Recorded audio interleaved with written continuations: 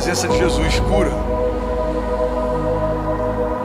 Eu quero compartilhar algo com vocês.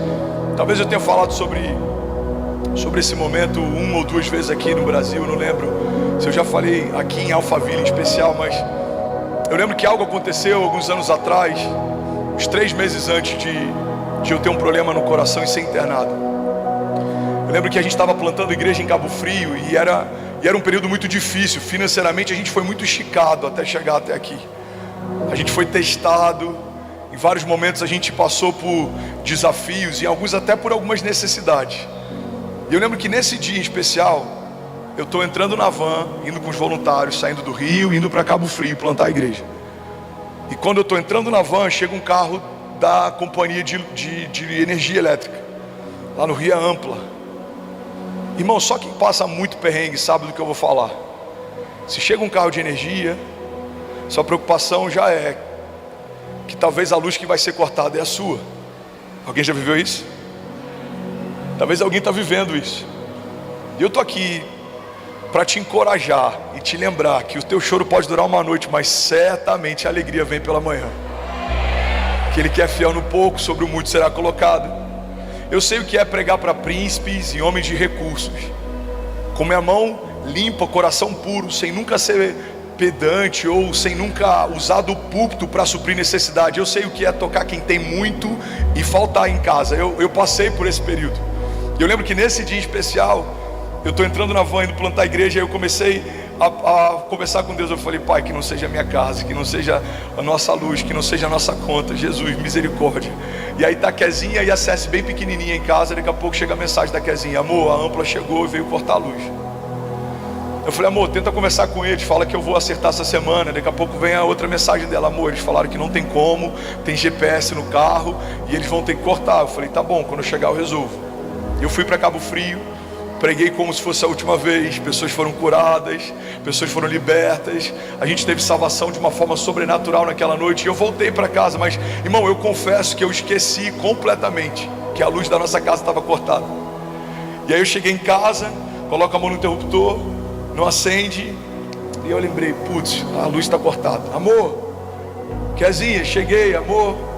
Eu começo a andar pela casa, nada da Kezinha, nada da Cécia. E aquilo começou a me dar um desespero. Eu falei: caramba, cadê a Kezinha? Cadê a Cécia? Aí eu tento ligar, ela não atende. Aí eu vou olhar no WhatsApp, tem uma mensagem dela: amor, a Cécia estava com medo do escuro e eu vim dormir na casa da minha irmã. Amanhã você pega a gente aqui.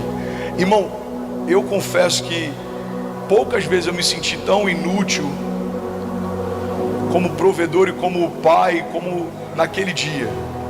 E não porque eu não consegui pagar uma conta, mas porque eu estou construindo igreja e servindo ao meu chamado, mas eu não consigo bancar uma necessidade básica da minha casa. Eu estou fazendo aquilo que Jesus me chamou para fazer, mas eu não consegui suprir uma necessidade básica. Eu estou lá plantando igreja e a minha família está passando vergonha no condomínio. Os porteiros ficaram sabendo, o síndico ficou sabendo, os vizinhos ficaram sabendo, e um monte de sentimentos começaram a inundar o meu coração. Mas hoje eu entendo que Deus permitiu aquela circunstância porque Ele queria me ensinar algo, e é sobre o que eu aprendi naquela noite que eu quero compartilhar aqui nessa manhã. Você está comigo? Diga amém. Eu lembro que eu comecei a andar pela casa e eu fui no quarto da Cécia, e eu fiquei ali olhando o quarto da Cécia, eu fiquei olhando os brinquedinhos da Cécia, eu fiquei vendo as fotos da Cécia, estava com o cheiro da Cécia. Aí eu fui pro nosso quarto de casal e eu fiquei olhando o meu quarto com a Kezinha, as roupas da Kezinha, as roupas que ainda estavam penduradas no banheiro, o cheiro da Kezinha no quarto. E aí eu sento no sofá e eu começo a chorar, irmão, copiosamente. E Deus falou algo comigo que marcou a minha história para sempre. Talvez vai marcar a história de alguém aqui. Deus falou para mim: filho, o que vale uma casa se ela está vazia?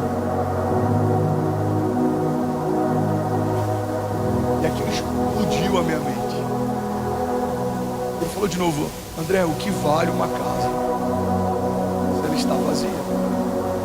A casa pode ser a mais incrível, pode ser a maior casa, pode ser a mais luxuosa, você pode colocar o que existe de melhor, mas se ela está vazia, ela perde o sentido. E aí Deus logo em seguida falou algo para mim, e é a partir dessa premissa que a gente vai fluir aqui hoje. Você está comigo ainda? Diga amém. Se eu entendo que eu sou casa de Deus, o que vale uma casa nova está vazia. Sabe, o Evangelho não fala só sobre uma ordem de despejo aos principados e potestades que ocupavam o teu interior. O Evangelho fala a respeito de uma nova ocupação a partir da presença do próprio Deus. A Bíblia chega ao ponto de dizer que alguém que foi liberto, mas não foi preenchido, é como uma casa que foi limpa e organizada. Irmão, a Bíblia chega ao ponto de usar exatamente essa analogia. Uma casa foi limpa e organizada. E o que acontece com uma casa limpa e organizada que está vazia? Ela é um convite para que alguém entre. Guarda isso aqui em nome de Jesus. Não existem espaços vazios que não sejam ocupados. Todos os lugares, eu vou abrir um parênteses aqui, que a igreja se calou, o mundo ocupou esses lugares. Discutíamos sobre usos e costumes dentro da igreja, não nos preocupávamos com uma agenda cultural e educacional para a nação. O mundo ocupou cadeira de reitorias, de universidades, de pastas, de ministérios, porque não há nenhum espaço vazio que não seja ocupado. A sua vida também é assim, a sua casa também é assim, a sua empresa também é assim, o seu quadro societário também é assim. Às vezes convidamos outros homens para fazerem parte da sociedade, mas não colocamos Jesus como sócio majoritário. Trazemos convidados para jantar na nossa casa e fazer uma social todas as semanas. Nem sempre trazemos a presença de Deus para se manifestar e fluir com liberdade naquele lugar. E às vezes a gente se assusta porque coisas acontecem, porque coisas fogem do nosso controle. Irmão, guarda isso aqui em nome de Jesus. 745 curas online, não para. Alguém pode celebrar Jesus? Será que alguém pode declarar isso nessa manhã? Diga: a presença de Jesus cura toda enfermidade. Vamos, se for para Ele, você pode fazer melhor. Tem centenas de famílias sendo curadas. Aleluia! Aleluia! Então não há espaço vazio que não seja ocupado. O Evangelho fala: um homem que foi liberto é como uma casa que foi limpa e organizada. Se ela não for preenchida, aquele espírito que andou por lugares áridos, ele volta acompanhado com 7 vezes mais espíritos. O Evangelho não é sobre vida, Evangelho é sobre ocupação da nova vida de Deus. Não vai só ser removido o que te ocupava, você vai ser cheio da vida de Deus. E agora eu estou profetizando. Alguém pega isso aqui em nome de Jesus, levante suas mãos. Deus vai limpar você. Fomos limpos pela palavra, é o que diz a palavra de Deus. Deus vai remover toda mancha, toda mácula, toda condenação, todo jugo. Deus vai remover toda palavra contrária, toda arma que forjaram contra você. Mas você não vai ficar vazio e limpo, não. Você vai ser limpo e cheio. Você vai ser cheio da glória de Deus, cheio da vida de Deus, cheio do Espírito Santo de Deus. Eu declaro do alto da tua cabeça, a planta dos seus pés, a vida de Deus enchendo você. Seja cheio agora em nome de Jesus. Seja cheio agora em nome de Jesus. Seja cheio agora em nome de Jesus. A presença de Deus, ela é perfeita, ela é plena. Ela preenche tudo que está vazio. Ela coloca em ordem tudo que estava fora de ordem. Ela alinha tudo que estava desalinhado. É por isso que não dá para aceitarmos a ideia de alguém que carrega a presença de Jesus e as coisas que estavam fora de ordem permaneçam assim.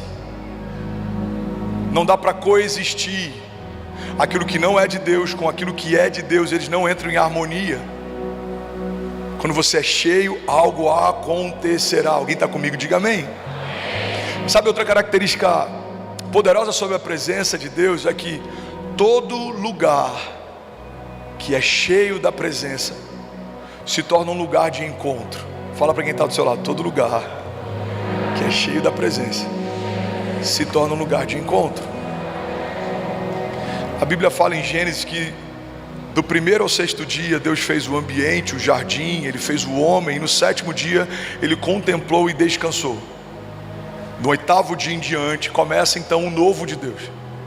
Existe um simbolismo dentro da numerologia bíblica. O número 7 significa perfeição, é um ciclo completo, um ciclo perfeito. O número 8, em alguns momentos ele aponta para o novo de Deus, a novidade, o novo tempo, o novo ciclo. Então Deus estabelece uma dinâmica. A partir do 8º dia Ele fala: agora eu vou visitar vocês todos os dias. A minha presença vai encher o jardim. Então guarda isso aqui, irmão. Quando a presença de Deus começa a visitar o jardim de Deus se torna um lugar de encontro. E o resto da história você já sabe, o homem peca, todos fomos destituídos da glória de Deus, nos tornamos inimigos de Deus e fomos expulsos do jardim. Então Deus estabelece mais uma vez um lugar de encontro. Deus dá uma visão para que a gente construa um tabernáculo. Então a criação constrói um tabernáculo. Ele tem átrios diferentes, ele tem o Santo dos Santos. E nesse lugar onde a presença de Deus se manifesta, havia uma arca, e a arca da aliança, ela carregava alguns elementos dentro de si, e você tinha a tábua da propiciação, e o sumo sacerdote pontualmente visitava esse lugar. Então era alguém específico, num tempo específico, com um chamado específico, que acessava esse lugar. Alguém está comigo ainda? Diga amém. E eles tinham sinos nas suas vestes, e eles entravam nesse lugar com uma corda amarrada na sua cintura, porque se eles não tivessem plenamente de acordo, santos, aceitos, eles eram fulminados pelo poder da presença de Deus. Então quando o sumo sacerdote adentrava nesse lugar, se o sino parasse de tocar, quem estava do lado de fora já sabia, a presença de Deus fulminou o sumo sacerdote. Então eles puxavam aquele homem para fora, e um novo sumo sacerdote adentrava naquele lugar. A presença que antes era convidativa, agora ela gera medo em alguns. A presença que antes gerava vida, agora, se estamos debaixo de culpa, ela gera morte para alguns. A presença de Deus na antiga aliança fulminava a criação, mas graças a Deus que uma nova aliança foi estabelecida, e é sobre essa aliança que a gente celebrou ainda há pouco durante a ceia. Nessa nova aliança, Jesus levou sobre si, e a palavra de Deus diz que aquele que não cometeu pecado se fez pecado por nós, para que nós fôssemos feitos justiça de Deus. Então fomos feitos santos, inculpáveis e livres de qualquer acusação. Então um novo lugar de encontro é estabelecido, mas pela primeira vez, irmão, ele não é geográfico, ele é profético. Não é um jardim que a presença enche, não é um tabernáculo que a presença visita. Agora você se tornou um lugar de encontro com Deus. A presença de Deus invade você, habita em você, e sabe o que acontece a partir disso? Todo mundo que encontrar você vai encontrar a presença que você carrega. Por que, pastor, que os meus filhos serão salvos? Porque eles conhecerão Jesus, conhecendo o Jesus que habita em você. Vamos, levante suas mãos e recebe isso em nome de Jesus. Pessoas que nunca ouviram Jesus vão ouvir Jesus ouvindo você. Pessoas que nunca viram Jesus vão ver Jesus vendo você. Pessoas que nunca experimentaram Jesus vão experimentar Jesus experimentando você. Pessoas que nunca tiveram um encontro com Deus terão um encontro com Deus se encontrando com você. Porque você não é mais uma pessoa, você se tornou um lugar de encontro. Por onde você passar, rios de águas vivas fluirão. Por onde você passar, o bom perfume de Jesus vai deixar marcas. Por onde os seus filhos passarem, coisas acontecerão. Porque não é mais uma família qualquer, é uma família de Deus, que carrega a vida de Deus. Sabe, aos olhos dos homens, talvez alguns vão dizer: olha, é uma família simples passando por aqui. Mas os céus dirão: uma família de Deus que carrega um bom perfume de Jesus está entrando nesse lugar. Está entrando nesse lugar. É por isso que a palavra de Deus nos garante: onde colocarmos as plantas dos nossos pés, nos serão confiados. Aquilo que você pedir, a palavra de Deus diz: pede-me e eu te darei nações por herança, e os confins da terra como a tua propriedade. É porque a presença de Deus que habita em você dá acesso a novas realidades. Você vai correr e não vai se cansar. Você vai voar alto como águia e vai ver o que ninguém viu. Você e a sua casa, permanecendo em Deus, serão inabaláveis. Serão como os montes de Sião, que não se pode abalar. Você e a sua casa serão invencíveis, ilimitados. Se alguém crê nisso, diga: eu creio que a presença de Deus, diga, me habilita para viver o impossível de forma inevitável. Vamos, levante suas mãos, diga: milagres, sinais e maravilhas acontecerão. A minha casa será conhecida como lugar de oração, lugar onde Deus habita. Diga: os meus filhos cheios da vida de Deus, a minha empresa cheia da glória de Deus, o meu chamado, diga, completamente cheio do poder de Deus. Sinais e maravilhas acontecerão, promessas e palavras de Deus me seguirão. Diga: ninguém, nenhum principado ou potestade poderá me resistir. Vamos, a palavra de Deus diz: resistir ao diabo e ele fugirá de vós.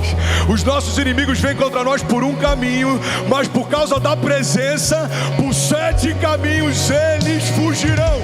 Se alguém crê nisso, você pode, pelo amor de Deus, dar um brado de liberdade no seu lugar. Aleluia, aleluia. Vamos declarar: tua presença vale mais. Tua presença vale mais. Bom, você acabou de assistir uma mensagem aqui do nosso canal. Eu tenho certeza que ela te edificou e que ela vai gerar algo novo em você. E a gente separou mais 2 vídeos. Eu quero deixar essas indicações aqui para você continuar queimando com Jesus. E eu quero muito te fazer um pedido também. Se essa mensagem te edificou, comenta aqui embaixo, segue o canal, me ajuda a compartilhar para que mais pessoas sejam tocadas também. Deus te abençoe.